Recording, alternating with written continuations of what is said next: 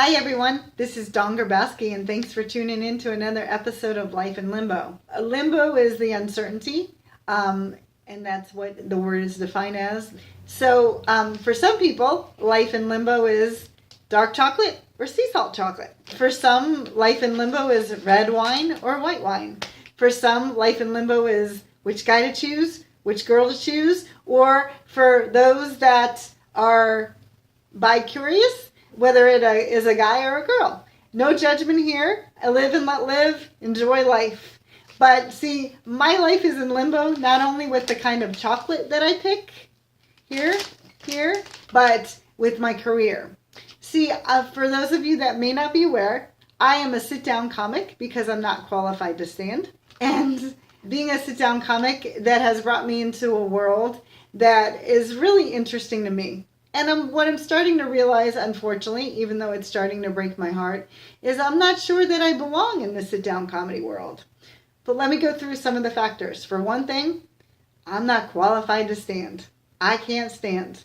So that's part of it. It's like, it's stand-up comedy, and I'm a sit-down comic. So that's one difference. The other difference is I'm a woman. And although it's getting better, there are more women in comedy now.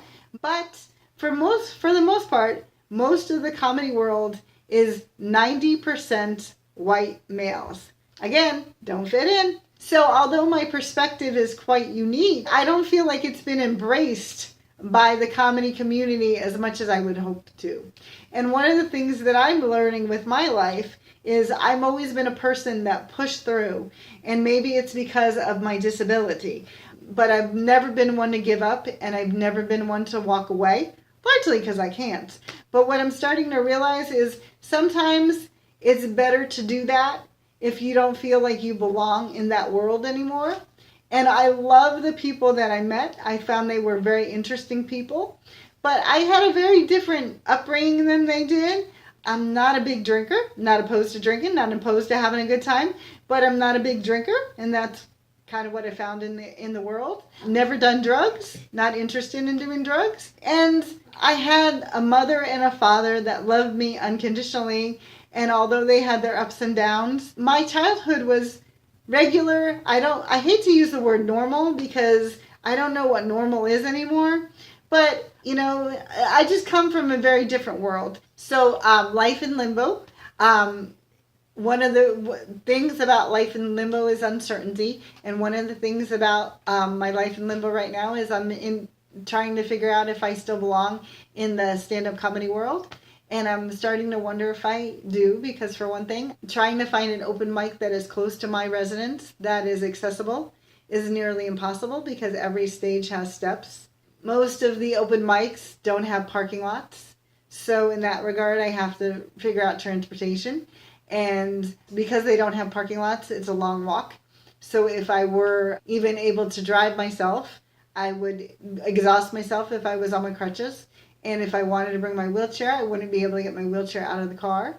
And then we have the whole other issue that we talked about previously, about the fact that if you park on a main street and you are slow getting out of the car, you're either going to lose your life or you're going to lose your car door. So make the choice. Life in limbo. Car door, yourself. Car door, yourself.